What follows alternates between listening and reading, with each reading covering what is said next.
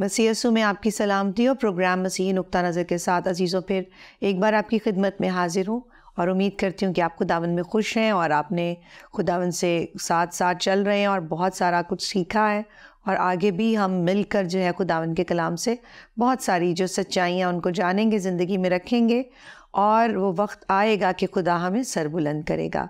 اور آج ہم سیکھیں گے کہ خداوند جو ہے وہ کب ہمیں سر بلند کرتا ہے۔ جی پاس صاحب، مسیح یسوع میں آپ کی سلامتی ہو۔ آپ کی سلامتی بھی ہو۔ کیسے ہیں پاس صاحب؟ میں بالکل ٹھیک ہوں، آپ کیسی ہیں؟ شکر ہے خداوند کا، میں بالکل ٹھیک ہوں۔ اور میں سب سے پہلے تو یہ جاننا چاہتی ہوں کہ یہ جو سرفرازی ہوتی ہے، بے شک خدا اس وقت پہ سرفراز کرتا ہے، لیکن اگر ہم دیکھیں تو ایز اے اسٹوڈنٹ ہم سرفراز ہونا چاہتے ہیں، ہم چاہتے ہیں کہ ہم کامیاب ہو جائیں، سرفراز ہوں، لوگ ہمیں جانیں، ہماری محفل میں تعریف کی جائے۔ جوان ہوتے ہیں تو ان میں زیادہ کچھ اس چیز کی جو ہے وہ جبلت جاگ اٹھتی ہے۔ اسی طرح بڑھاپے میں بھی لوگ کہتے ہیں کہ اب تو ہم کر کر کے تھک گئے ہیں، سرفرازی جو ہے وہ نہ ملی۔ اگر ہم دیکھیں کلام مقدس میں پہلا پطرس اس کے 5ویں باب کی 6 آیت میں لکھا ہے، بس خداوند کے قوی ہاتھ کے نیچے فروتنی سے رہو تاکہ وہ تمہیں وقت پر سر بلند کرے۔ اب یہ فروتنی کیا ہے جس سے ہمیں رہنا ہے، کیونکہ سر بلندی تو سب چاہتے ہیں، لیکن فروتنی جو ہے جس کا پتہ نہیں ہے، میرا خیال ہے اس کی شاید ڈیفینیشن کلیئر نہیں ہے۔ جو سر بلندی میں وہ رہتی ہے، کیونکہ خداوند کے ساتھ بھی رہنا چاہتے ہیں۔ کوئی انسان نہیں ہے دنیا میں جو یہ کہے کہ میں ابلیس کے ساتھ رہنا چاہتا ہوں۔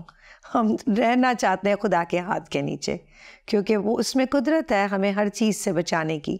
لیکن اب فروتنی کس چیز کا نام ہے تاکہ ہم سرفراز ہو جائیں؟ جی پاس صاحب۔ دیکھیں، فروتنی جو ہے نا، یہ کوئی چیز نہیں ہے، یہ ایک زندگی گزارنے کا طریقہ ہے۔ اور جو شخص فروتن ہے، کلام مقدس یہ کہتا ہے کہ سرفرازی صرف فروتن شخص کو ملے گی۔ تو آگے چل کے میں آپ کو بتاؤں گا کہ جو فروتن نہیں ہے، یعنی سرفرازی کیا ہے۔ ہم عام طور پہ ہم سرفرازی سمجھتے ہیں بیٹے اس بات کو کہ کوئی بچہ جو ہے اس نے بڑی اچھی نوکری پہ چلا گیا ہے تو سرفراز ہو گیا، مل گیا ہے تو سرفراز ہو گیا ہے۔ یہ سرفراز نہیں ہے، یہ دنیاوی ایک عہدہ ہے۔ جس کو خدا سرفراز کرتا ہے اس کو پہلے فروتن ہونا پڑتا ہے۔ تو فروتن جو ہے وہ کیا ہے؟ کن کنڈیشنز کا نام فروتنی ہے؟ کنڈیشن تو بہت ساری ہیں، لیکن میں اس کو ایک چھوٹی سی تعریف کر کے آپ کو بتاتا ہوں کہ فروتنی سے مراد کسی ایماندار کی زندگی میں خودی سے انکار ہے، کہ وہ خود کو دوسروں سے افضل نہ سمجھے، وہ یہ نہ سمجھے کہ میں ہی سب کچھ ہوں، باقی سارے بھی سب کچھ ہیں۔ تو یسوع مسیح نے کیا کہا تھا کہ جو تم میں سے بڑا بننا چاہے وہ کیا کرے؟ چھوٹا بنے، وہ دوسروں کی خدمت کرے اور چھوٹا بنے۔ پھر یسوع مسیح نے تو پکڑے پاؤں دھو دیے تھے اپنے شاگردوں کو، اور کہا تھا کہ فروتنی کی بیٹے بڑی اعلیٰ مثال ہے کہ وہ اپنے شاگردوں کے پاؤں خود دھوئے تھے۔ تو جو فروتن ہوتا ہے، سر بلند وہ ہوتا ہے۔ اور فروتنی کی میرے پاس بہت ساری حالتیں ہیں کہ کس حالت میں ہم فروتن ہو سکتے ہیں۔ اگر فرض کریں کہ میرے بھائی ہیں اور میں اپنے بھائی کو پاگل کہتا ہوں، نکما کہتا ہوں، اس کی پیچھے بہت ساری باتیں کہ، تو یسوع مسیح تو یہاں تک کہہ دیتا ہے کہ کوئی اپنے بھائی کو پاگل کہے عدالت کی سزا کے لائق ہے۔ تو اب ہم فروتن شخص اپنے بھائی کو، اور بھائی ہمارا یہ نہیں ہے کہ جو میری ماں نے پیدا کیا وہی میرا وہی بھائی، بایولوجیکل نہیں، دوسرے بھی جو آدم سے پیدا ہوئے وہ سبھی بھائی ہیں۔ جو شخص فروتن ہے وہ اپنی بیوی کو کبھی طلاق نہیں دے گا۔ وہ طلاق کا ایک طریقہ ہے، لکھا ہے کہ وہ جو اگر کوئی بدکاری کے علاوہ طلاق دے تو وہ طلاق تو خیر مسیحیت میں ہوتی نہیں، لیکن فروتن شخص بھی طلاق نہیں دیتا۔ اب کسی بھی فروتن شخص کو دیکھیں گے نہیں کہ وہ ہر بات پہ قسم کھاتا ہے۔ قسم کھانے سے منع کر دیا گیا ہوا ہے کہ تم اپنا ایک بال سفید یا کالا کر سکتے ہو، تو پھر کس بات کی قسم کھاتی ہو؟ نہ آسمان کی کھاؤ خدا کا تخت ہے، اور نہ زمین کی کھاؤ وہ پاؤں کی چوکی ہے۔ تو پھر ہمیں اپنے کلام میں ہاں میں اور نہ میں فروتن شخص ایسا نہیں کرتا۔ فروتن شخص جو ہے وہ اپنے اچھے کاموں کو اس کی اناؤنسمنٹ نہیں کرتا۔ جیسے فرض کرے کہ میں نے ایک اپنی عبادت گاہ کے گرد 4 دیواری بنانی ہے اور میں اس میں 10 20 ہزار 30 ہزار 50 ہزار ہدیہ دیتا ہوں تو وہ پلپٹ سے اناؤنسمنٹ ہوتی ہے کہ فلاں شخص نے اتنے وہ دیے. تو اپنے اچھے کاموں کا ذکر نہ کرو. یا میں کسی غریب کو پیسے دیتا ہوں یا سلائی مشینیں دیتا ہوں تو اس کی اناؤنسمنٹ نہیں ہونی چاہیے, کیونکہ اس سے جو غریب ہے اس کی بے عزتی ہوتی ہے کہ اس کے پاس کچھ نہیں تھا, اس کو مشین اس کو لگا ہوا تھا. تو لکھا ہے کہ جب تو اس ہاتھ سے دے تو اس ہاتھ کو خبر بھی نہ ہو. فروتن کی یہ بھی علامت ہے. تو جو فروتن شخص ہے بیٹے وہ اپنی اس طرح کی اناؤنسمنٹ نہیں کرتا, بلکہ وہ اپنے نام کو جلال نہیں دیتا بلکہ خدا کے نام کو جلال دیتا ہے. تو پھر بیٹے فروتن کی ایک اور بات ہے کہ اگر میرے پاس پیسے ہیں اور میرے پاس کوئی قرض لینے کے لیے آ گیا ہے یا مدد مانگنے کے لیے آ گیا ہے اور میرے پاس ہوتے ہوئے بھی میں اس کو نہیں دیتا, تو یہ بھی بیٹے فروتن شخص نہیں ہو سکتا. وہ فروتن یہ ہے کہ اگر کوئی آتا ہے تیرے پاس اور تو دینے کی صلاحیت رکھتا ہے تو اس کو دے. اس طرح نہیں کہ مجھے پتا ہو کہ میں اپنی بیٹی کو پیسے دوں گا, میں اپنے بھائی کو پیسے دوں گا تو وہ مجھے واپس کر دے گا. جب کسی کو دیتے ہو تو اس غرض سے نہ دو کہ وہ واپس ملیں گے ہی نہیں, بلکہ یہ سمجھ کے دو کہ جو تم کر رہے ہو خدا کے لیے کر رہے ہو. پھر بیٹے فروتن شخص کی یہ بات ہے کہ وہ خدا کے پاس صرف آج کی روٹی کا طالب ہوتا ہے. وہ یہ نہیں کہتا کہ مجھے خدا تو پورے مہینے کا وہ راشن دے دے, ساری زندگی کا مانگتا ہے, بس اب مہینے کا تو تھوڑا ہوتا ہے. تو فروتن شخص ہے بیٹے وہ آج کی روٹی مانگتا ہے, آج کی روٹی. وہ دوسروں سے اپنے آپ کو افضل نہیں سمجھتا. ایک امیر آدمی آیا تھا یسوع کے پاس, تو یسوع نے کہا تھا جا تو اگر میرے پیچھے چلنا چاہتا ہے اور آسمان کی بادشاہی کو حاصل کرنا چاہتا ہے تو اپنا سب کچھ بیچ دے میرے پیچھے ہو لے. تو وہ بیچارہ رنجیدہ ہو کے چلا گیا تھا کیونکہ امیر تھا, اور یسوع نے کہا تھا کہ اگر تو دے گا تو تجھے آسمان پر بڑا خزانہ ملے گا. لیکن آسمان کے خزانے کو چھوڑ کر وہ زمین کے خزانے کی طرف چلا گیا تھا. اصل میں آسمان کا خزانہ پاس وہ ہے جو نظر نہیں آتا, اور لوگ خدا کے وعدوں پر بھی, انسان کے وعدوں پر یقین کر لیتے ہیں لیکن خدا کے وعدوں پر جب یقین نہیں کرتے تو پھر آسمان کے خزانے ان کے ہاتھ سے نکل جاتے ہیں. تو بیٹے بہت ساری باتیں ہیں جن سے ہم اپنے آپ کو فروتن ثابت کر سکتے ہیں. فروتن جو ہے وہ بیٹے اپنے اندر دوسروں کے لیے بغض نہیں رکھتا, دوسروں کے خلاف بدی سے منصوبے نہیں بناتا. وہ شخص فروتن ہے. اگر وہ بدی سے دوسروں کے خلاف منصوبے بناتا ہے تو کس بات کا فروتن. بیٹے آپ سرفرازی کے لیے دیکھیں تو آپ نکالیں پیدائش کی کتاب, اس کا 12واں باب اور اس کی پہلی 3 آیات. جی, خداوند کے کلام میں یہ مرقوم ہے, اور خداوند نے ابراہیم سے کہا کہ تو اپنے وطن اور اپنے ناطے داروں کے بیچ سے اور اپنے باپ کے گھر سے نکل کر اس ملک میں جا جو میں تجھے دکھاؤں گا, اور میں تجھے ایک بڑی قوم بناؤں گا اور برکت دوں گا اور تیرا نام سرفراز کروں گا. سو تو باعث برکت ہو. جو تجھے مبارک کہیں ان کو میں برکت دوں گا, اور جو تجھ پر لعنت کریں اس پر میں لعنت کروں گا, اور زمین کے سب قبیلے تیرے وسیلہ سے برکت پائیں گے. آمین. دیکھیں, خدا نے ابراہیم کو سرفراز کیا اور اس کے لیے ایک شرط تھی کہ تو اپنے ناطے داروں کو, رشتہ داروں کو, اپنی سرزمین کو چھوڑ کر اس جگہ چلا جا جو میں تجھے بتاؤں گا. تو اس نے خدا کا حکم مانا. یہ جو ابراہیم تھے یہ بت پرست تھے, یہ امیر لوگ تھے, بت بناتے اور بتوں کی فروخت بھی کرتے اور ان کی پرستش بھی کرتے تھے. تو جب خدا نے اسے کہا تو اس نے خدا کی اس بات کو مانا, اور جب اس نے مانا تو خدا نے کہا کہ میں تجھے سرفراز کروں گا. پوری بائبل اس کو کیا کہتی ہے کہ وہ باعث برکت ہوا, اس کی قوم بڑی قوم بنی. خدا نے اس کی قوم کو اپنی امت کہا تو خدا نے اسے کتنے بڑے بڑے درجے دیے, خدا نے اسے کتنا سرفراز کیا. یہ وہ سرفرازی ہے جو دنیا کی سرفرازی سے کہیں بڑی ہے. یعنی یہ نہیں ہے کہ اس کو کسی ملک کا صدر بنا دیا تھا, کسی ملک کا خزانچی بنا دیا تھا, تو یہ ایسا کچھ نہیں تھا, بلکہ اس نے خدا کا بات مانی تھی, ایمان لایا تھا کہ خدا نے جو مجھے کہا ہے کرنا ہے. پھر بھی اس نے خدا کی بات کو مانی, اس پر ایمان لایا اور اپنا گھر چھوڑ کر نکل پڑا. اس لیے خدا نے اسے سرفراز کیا. ایک اور مثال بیٹے میں آپ کو بتاتا ہوں.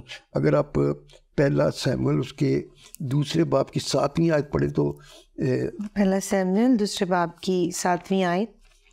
خداوند مسکین کر دیتا اور دولت مند بناتا ہے، وہی پست کرتا اور سرفراز بھی کرتا ہے.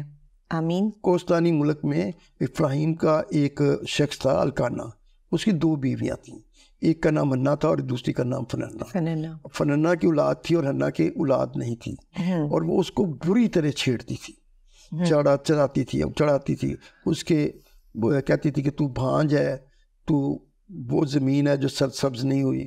تو اس کو اتنے برے لقاب دیتی تھی، لیکن وہ بیچاری کئی دن تک روٹی نہیں کھاتی تھی، روتی رہتی تھی اور اس کو کچھ نہیں کہہ سکتی تھی. بڑی مشکل سے اس نے اپنے آپ کو فروتن ثابت کیا. اور جب وہ ہیکل میں جاتی تھی تو اس نے ہیکل میں اس کے دروازے پر بیٹھ کر دعا کی کہ خداوند اگر تو مجھے وہ اولاد دے، نرینہ اولاد دے، تو میں اسے تیرے ہیکل میں دے دوں گی، اور تاکہ مطلب اس کو اولاد دے تو میں اسے تیرے خدمت کے لیے پیش کر دوں گی. تو جب وہ ایسا کر رہی تھی تو ایلی اس زمانے کا نبی تھے، تو انہوں نے دیکھا کہ یہ عورت شاید نشے میں ہے. تو اس کو کہا کہ تو نشے میں ہے؟ تو اس نے کیا کہا؟ نہیں میرے خداوند، میں نشے میں نہیں ہوں، بلکہ میں تو حالات کی ماری اور ستائی ہوئی ہوں. یہ بڑے عجیب، بڑے کہنے کو تو بڑے آسان ہے، لیکن بڑے دل کی اندر کی بات کو نکالتے ہیں کہ میں حالات کی ماری ہوئی ہوں، میں تو بہت ہی ستائی ہوئی ہوں. تو وہ عورت اس کو بہت تنگ کرتی تھی. تو جب اس نے یہ دعا کی، خدا نے اس کی دعا سنی. تو 7ویں آیت میں آپ نے کیا پڑھا کہ خدا جو ہے اس کو خداوند مسکین کر دیتا ہے، دولت مند بناتا اور پست کرتا اور سرفراز بھی کرتا ہے. خدا ہی پست کرتا ہے. خدا نے اس کو جب تک اولاد نہیں دی تھی وہ پست تھی، جب اولاد دی تو وہ کیا ہو گئی؟ سرفراز ہو گئی. تو خدا سرفراز کرتا ہے. خدا ہمیں وقت پہ سرفراز کرتا ہے. جس دن اس نے دعا کی، اس کے بعد اس کا بیٹا ہوا، اور وہ اس نے ہیکل میں دیا. اس وقت دیا جب اس کا دودھ چھڑایا، اور وہ سیموئل نبی بنا. کتنا سرفراز خدا نے اس عورت کو کیا. آپ دیکھیں بیٹے، یہ موسیٰ، جب موسیٰ نے وہ مصر کو چھوڑ کر مدیان کے ملک میں چلا گیا، تو وہاں پر جب وہ ایک جھاڑی کے قریب بھیڑ بکریاں چلاتا ہوا جھاڑی کے قریب گیا، تو وہاں پر اس نے ایک عجیب منظر دیکھا کہ وہ جھاڑی چل تو نہیں رہی، لیکن آگ کے شعلے بلند ہو رہے ہیں. تو وہ قریب جانے لگا تو آواز آئی کہ تو قریب نہ آ، کیونکہ یہ جگہ پاک ہے. تو اپنی جوتی اتار دے. تو اس نے خدا نے اس کو ایک حکم دیا، وہاں پر اس کو حکم دیا کہ جا تو فرعون سے کہہ کہ وہ میری قوم کے لوگوں کو جانے دے، کیونکہ میں نے ان کا رونا سن لیا، ان کی مصیبت دیکھی اور ان کا رونا سن لیا ہے. تو موسیٰ نے کیا کیا؟ موسیٰ نے بہت سارا، وہ فرعون کو تو وہ صحیح طرح جانتا تھا کہ فرعون بہت سخت آدمی ہے، وہ کبھی بھی نہیں جانے دے گا. کبھی کوئی اپنے نوکروں کو تھوڑا کوئی جانے دیتا ہے، تو وہ تو ان سے بیگار میں کام لیتے تھے. تو موسیٰ ساری باتیں جانتا تھا، لیکن پھر بھی موسیٰ نے وعدہ کر لیا کہ وہ جائے گا اور موسیٰ کو کہے گا کہ میری قوم کے لوگوں کو جانے دے. اور خدا نے اسے کتنا سرفراز کیا. خدا نے اسے کہا کہ یہ میرا بندہ ہے جو سب سے زیادہ حلیم ہے. حلیم مینس فروتن. وہ تب تھا جب اس نے خدا کی کیا مانا. جس طرح ابراہم نے اپنا گھر چھوڑ دے، تو میں تجھے اپنا گھر ہی چھوڑ دے، اپنے رشتہ داروں کو چھوڑ دے. کسی بڑا مشکل ہوتا ہے، اس زمانے میں تو زیادہ ہی مشکل تھا. تو چھوڑ دیا اس نے اور وہ گیا. اس طرح موسیٰ بھی گیا اور اس نے جا کر فرعون سے ساری باتیں کی، لیکن فرعون اس کا کچھ نہیں بگاڑ سکا. اور وہ قوم کو 6 لاکھ مرد، جنگجو مرد تھے، اور باقی بچے، عورتیں اور غیر قوموں کے لوگ بھی اس میں شامل ہو گئے. اتنا بڑا لے کر، بلکہ مصریوں کو لوٹ کے لے گئے تھے. خدا نے کہا تھا کہ جب تم نکلو تو ان سے سونا چاندی بھی مانگ لینا، وہ تمہیں دیں گے. تو انہوں نے دیا ان کو، ان کے کپڑے بھی ان سے مانگنا. تو انہوں نے کپڑے بھی ان کو دیے، بلکہ وہ تو کہہ رہے تھے کہ جو لینا ہے لو اور جاؤ، ہماری جان چھوڑو، کیونکہ ان کے اوپر بڑی خدا نے بڑے قوی ہاتھ سے ان کو وہاں سے آزاد کیا تھا. تو موسیٰ لے کے نکلا قوم کو، اور خدا نے اس کو سرفراز. اگر وہ خدا کا کہنا نہ مانتا تو پھر خدا مدیان میں رہ جاتا. خدا تو اپنا ذریعہ کوئی اور بھی بنا سکتا تھا، لیکن خدا نے اپنے چنے ہوئے وسیلے کو استعمال کیا. بے شک. اسی طرح بیٹے دانیل نبی کی بات آپ دیکھتے ہیں. دانیل جو تھا یہ ان لوگوں میں تھا جو یروشلم سے اسیر ہو کر گئے تھے. جو ملک کنان سے سیر ہو کر گئے تھے. تو وہاں جب گیا تو وہاں پر اس کو بادشاہ نے نا کہا تھا کہ جو شاہی خاندان کے لوگ ہیں ان کو تعلیم دو تاکہ وہ میرے حضور کھڑے رہیں. تو دانیل بھی ان میں سے ایک آدمی جو چنے گئے تھے. تو دانیل جب چنا گیا تھا تو وہ بڑا حلیم تھا. اس کو جب کہا گیا کہ وہ گوشت کھائے گا, ساگ, وہ شراب پیے گا, دوسری چیزیں کرے گا, تو اس نے کہا نہیں, میں ساگ پات کھاؤں گا اور پانی, سادہ پانی پیوں گا. تو جو ان کا وہ تھا ٹرینر تھا, اس نے کہا کہ تو اگر دوسروں سے تیری شکل جو ہے وہ صحیح نہیں ہوگی, تیرے چہرے پہ رونق نہیں ہوگی, کیونکہ وہ سمجھتے تھے کہ صرف اچھی خوراک کھانے سے ہی آدمی کے چہرے پر رونق آتی ہے. لیکن اس نے کہا کہ تو 1-2 ہفتے دیکھ لو کہ اگر ہمارے چہرے پہ ان جیسی رونق نہ ہوئی تو پھر تو جو کہے گا ہم وہی کریں گے. چیز مل رہی ہے پھر بھی اس کا ڈینائل کیا کہ نہیں کھانے کے, خدا نے منع کیا ہوا ہے کہ یہ ان کا وہ گوشت اس میں خون بھی ہوتا تھا شامل, تو خون کھانے تو منع کیا تھا نا خدا نے, تو یہ نہیں کھانا اور شراب نہیں پینی. تو اس نے ایسا کیا. تو کیا ہوا بیٹے, اگر آپ ایک حوالہ پڑھیں دانیل نبی کتاب اس کے 2 باب کی 46 سے 48ویں آیت تک, 2 آیتیں 46ویں سے 48ویں آیت تک دانیل نبی کی کتاب, اور ہم اس کی 3 آیات دیکھیں گے 2 باب کی. تب نبوکدنضر بادشاہ نے منہ کے بل گر کر دانیل کو سجدہ کیا اور حکم دیا کہ اسے ہدیہ دیں اور اس کے سامنے بخور جلائیں. بادشاہ نے دانیل سے کہا, فی الحقیقت تیرا خدا معبودوں کا معبود اور بادشاہوں کا خداوند اور بھیدوں کا کھولنے والا ہے, کیونکہ تو اس راز کو کھول سکا. تب بادشاہ نے دانیال کو سرفراز کیا اور اسے بہت بڑے بڑے تحفے عطا کیے, اور اس کو بابل کے تمام صوبہ پر فرما روانی بخشی اور بابل کے تمام حکیموں پر حکمرانی عنایت کی. تب دانیل نے بادشاہ سے درخواست کی اور اس نے صدرک اور میسک اور ابدنجو کو بابل کے صوبہ کی کارپردازی پر مقرر کیا, لیکن دانیل بادشاہ کے دربار میں رہا. آمین. دیکھیں بیٹے, یہ جو سرفرازی تھی یہ اس کی ایک وجہ سے نہیں تھی کہ اس نے وہ ساگ پات نہیں کھایا تھا اور وہ شراب ان کی نہیں پی تھی اور ان کے کھانے نہیں کھائے تھے, بلکہ یہ اس وجہ سے تھی کہ خدا کے ساتھ ساتھ چلتا تھا. تو بادشاہ نے خواب دیکھا تھا, اور خواب جو تھا وہ بادشاہ نے جب دیکھا تو پھر دوسرے دن بھی اس نے دیکھ لیا. تو اس نے کہا کہ جو مجھے اس خواب کو بتائے گا, اس کی خواب کی تعبیر بھی بتائے گا, تو وہ جو ہے وہ سچ ہوگا. ورنہ اگر میں خواب بتا دوں گا تو ادھر ادھر سے اکٹھی کر کے باتیں مجھے کوئی تدبیر بتا کے چلے جائیں گے. تو اس نے کہا کہ سچا فالگیر وہ ہوگا جو خواب بھی بتائے اور تعبیر بھی بتائے. یہ ایک بڑا مشکل مسئلہ تھا, اور اس نے کہا کہ جو نہیں بتا سکے گا اس کو قتل کر دو. تو یہ بہت بڑی شرط رکھی گئی تھی. تو جب یہ اعلان ہوا تو انہوں نے کہا جو جادوگر تھے, جو فالگیر تھے, جو مجوسی تھے, ان سب نے اکٹھا ہو کر کہا کہ یہ تو وہ کہہ سکتا ہے جو الہوں کے ساتھ رہتا ہو یا جس کو ان کی طاقت حاصل ہو, باقی انسانوں میں تو یہ قدرت نہیں ہوتی. بالکل. تو بادشاہ نے کہا کہ ان کو قتل کر دوں. اب جو تھا یہ جو تھا دانیل نبی تھے, انہوں نے جب یہ دیکھا کہ یہ ایک مشکل مسئلہ آ گیا ہے تو اس نے خدا سے دعا کی اور بادشاہ کے حضور جانے کی فرمائش کی. تو بادشاہ کے حضور گیا, اس نے خواب بھی بتایا اور اس کی تعبیر بھی بتائی. جب خواب اور تعبیر دونوں بتائیں تو بادشاہ نے اس کو سرفراز کیا. دیکھو کیا لکھتا ہے, وہ لکھتا ہے کہ اس کے آگے بخور جلاؤ. بخور کس کے آگے جلاتے ہیں؟ خدا کے آگے. تو اس کو خدا اس نے اپنا تسلیم کر لیا کہ اس میں خدا کی روح ہے. پھر کہا کہ اس کو ہدیے دو. ہدیے کس کو دیتے ہیں؟ خدا کو دیتے ہیں. وہ ہدیے دو, اس کے آگے بخور جلاؤ, اور اس کے آگے جھک گیا. تو کتنی سرفرازی خدا نے اس کو دی. کب دی؟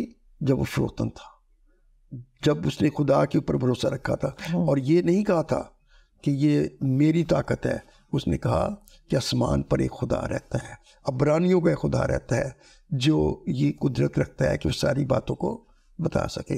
جب ہم خدا کے نام کو جلال دیتے ہیں تو خدا بھی ہمیں سر بلند کرتا ہے. آمین. بہت خوبصورت.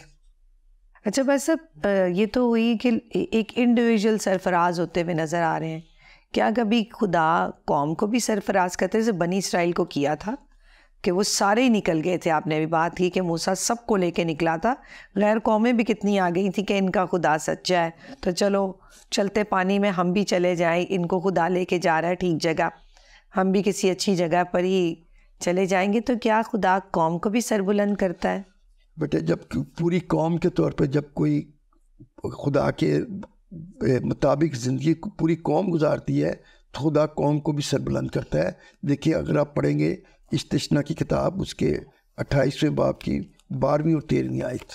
استثنا کی کتاب اس کا 28واں باب اور اس کی 12ویں اور 13ویں آیت میں یوں مرقوم ہے, خداوند آسمان کو جو اس کا اچھا خزانہ ہے تیرے لیے کھول دے گا کہ تیرے ملک میں وقت پر می برسائے, اور وہ تیرے سب کاموں میں جن میں تو ہاتھ لگائے برکت دے گا. اور تو بہت سی قوموں کو قرض دے گا پر خود قرض نہیں لے گا. اور خداوند تجھ کو دم نہیں بلکہ سر ٹھہرائے گا, اور تو پست نہیں بلکہ سرفراز ہی رہے گا, بشرطہ کہ تو خداوند اپنے خدا کے حکموں کو جو میں تجھ کو آج کے دن دیتا ہوں سنے, اور احتیاط سے ان پر عمل کرے. آمین. آمین. دیکھیں اگر قوم پوری کی پوری احتیاط سے کام ان کے حکموں پر عمل کرتی ہے تو پھر خدا پوری قوم کو سر بلند کرتا ہے. تو قوم کو جب سر بلند کرتا ہے تو پھر وہ قرضے نہیں مانگتی, پھر اس ملک میں آفتیں نہیں آتی, پھر اس ملک میں آسمان وقت پہ بارش کرتا ہے, وہ سب کام جو وہ کرتے ہیں وہ اچھے ہوتے ہیں. کبھی ہم اپنے ملک کے بارے میں دیکھا ہے کہ ہم قرض کے لیے کتنا مجبور ہے اس وقت قرض لینے کے لیے, ہم کتنی آفتیں آتی ہیں, کہ روز ایک بڑا ایکسیڈنٹ ہوا ہوتا ہے. تو یہ سارا یہ ہے کہ لوگ جو ہے وہ خدا کے حکموں کے مطابق نہیں چل رہے. جب خدا کے حکموں کے مطابق نہیں چلتے تو پھر ان پہ آفتیں آتی ہیں. دیکھیں بیٹے جب ہم فروتنی کی بات کرتے ہیں تو سب سے بڑی فروتنی جو ہے وہ یسوع مسیح نے دکھائی. اگر آپ فلپیوں کی خط کے 2 باب کی 6 سے 8ویں آیت تک پڑھیں تو اس میں دیکھیں کیا لکھا ہے. فلپیوں کے نام خط اس کا 2 باب اس کی 6 سے 8ویں آیت میں یوں مرقوم ہے, اس نے اگرچہ خدا کی صورت پر تھا, خدا کے برابر ہونے کو قبضہ میں رکھنے کی چیز نہ سمجھا, بلکہ اپنے آپ کو خالی کر دیا اور خادم کی صورت اختیار کی, اور انسانوں کے مشابہ ہو گیا, اور انسانی شکل میں ظاہر ہو کر اپنے آپ کو پست کر دیا, اور یہاں تک فرمانبردار رہا کہ موت بلکہ صلیبی موت گوارا کی. اور اس کی اگر 9ویں آیت بھی دیکھیں, اسی واسطے خدا نے بھی اسے بہت سربلند کیا اور اسے وہ نام بخشا جو سب ناموں سے اعلیٰ ہے. آمین. دیکھیے یہ سرفرازی کی سب سے پہلے تو بات ہے فروتنی کی سب سے بڑی قسم ہے. اس کے برابر کوئی فروتنی, اس سے بڑی فروتنی کوئی کر نہیں سکتا, اور اس سے زیادہ کوئی سرفراز ہو نہیں سکتا کہ یسوع مسیح نے وہ خدا کی صورت پہ تھا اور اس نے خدا کے برابر ہونے کو قبضہ میں نہیں رکھا, کی چیز نہ سمجھا, بلکہ وہ اس نے کیا آدم شکل اختیار کر لی, اور صرف آدم نہیں بلکہ خادم بن گیا. وہ چرنی میں پیدا ہوا جہاں پر بھیڑ بکریاں ہوتی ہیں, وہ ایک بڑھئی کے گھر پہ رہا اور وہاں پر اس نے بڑھئی کا کام کیا, اور عام لوگوں کی طرح عام کپڑے پہن کر لوگوں کو تعلیم دیتا رہا, اس قدر پست کر لیا. اور پھر اس نے جو موت اختیار کی وہ کیا تھی؟ صلیبی موت. اور اس کے اوپر یہ تھا کہ وہ دنیا کے گناہ اٹھا لے جائے گا. تو دنیا کے گناہ کو اٹھانا ذلت کی موت, ذلت کی موت کہلاتی ہے, اس کو برداشت کیا. تو جب اس نے خدا کا اتنا فرمانبردار رہا تو خدا نے بھی اسے سر بلند کیا. لکھا ہے کہ ہر گھٹنا تو اس کے آگے جھکے گا. تو ہر گھٹنا آج بھی اس کے آگے جھکتا ہے. سب لوگ جانتے ہیں کہ دنیا میں اگر نجات ہے تو مسیح کے نام سے ہے. تو بیٹے یہ سرفرازی کی سب سے بڑی فروتنی کی اور سرفرازی کی سب سے بڑی بات ہے. آمین. بہت خوبصورت پاس صاحب.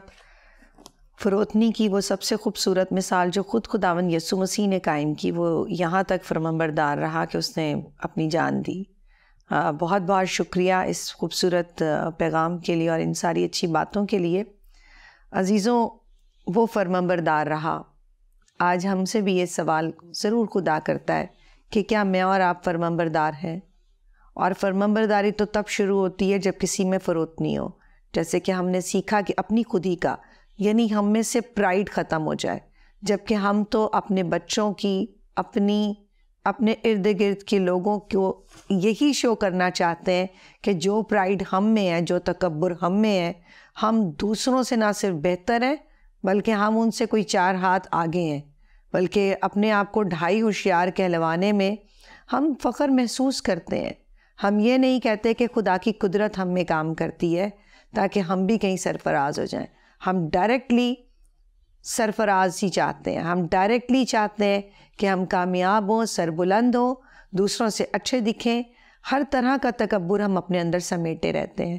لیکن خدا ایسی حالت میں ہمیں کبھی سرفراز نہیں کرتا، کیونکہ وہ جانتا ہے کہ ہمارے اندر یہ جبلت ہی کم ہے کہ ہم سرفراز ہو گئے اس تکبر میں، تو پھر ہم اور کیا کیا ایسے کام کریں گے جن سے خدا کو گھن آئے گی. اس لیے ہمارا خدا اس حالت میں بھی ہمارا احساس کرتے ہوئے ہمیں سربلند یا سرفراز نہیں کرتا، بلکہ وہ اس وقت تک ٹھہرا رہتا ہے، انتظار کرتا رہتا ہے کہ ہم کب خود کو پست کریں گے، جیسا کہ ہمارے خداوند یسوع مسیح نے کیا. لیکن خدا کو آج ہماری جان نہیں چاہیے، اس کو صرف ہماری چھوٹی چھوٹی قربانیاں چاہیے جو ہم اس کے فضل میں رہتے ہوئے اپنے بہن اور بھائیوں کے لیے دیں. عزیزوں، ضرور ہے کہ ہم اپنے اندر اس احساس کو بڑھائیں، اپنے آپ کو فروتن کریں تاکہ ہم سربلند کیے جائیں اور خدا کے ہاتھ کے نیچے آرام سے بیٹھے رہیں، کیونکہ وہاں سکون ہے. اور پروگرام دیکھتے رہیں مسیحی نقطہ نظر، تاکہ ہم اپنا نقطہ نظر جو ہے وہ اکارڈنگ ٹو یسوع مسیح کے اس میں بڑھتے چلے جائیں. پروگرام دیکھتے رہیے گا، اپنا بہت خیال رکھیے گا. خدا حافظ.